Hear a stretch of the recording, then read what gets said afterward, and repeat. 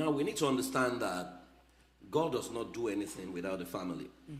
As a matter of fact, when humanity begins to groan or complain about any problem, God's response to that problem is to plant a seed in the family in the form of a child. And that is why, within the spectrum of, within the framework of parenting, there are 4 quadrants. And that the first quadrant is the seed owner, which is God. That's why every child you have is not your child. It's actually God's child being sent here. Then you have the second quadrant, which is the seed handler, which is you.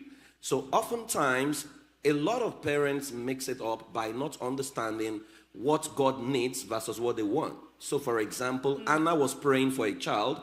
God wanted a prophet.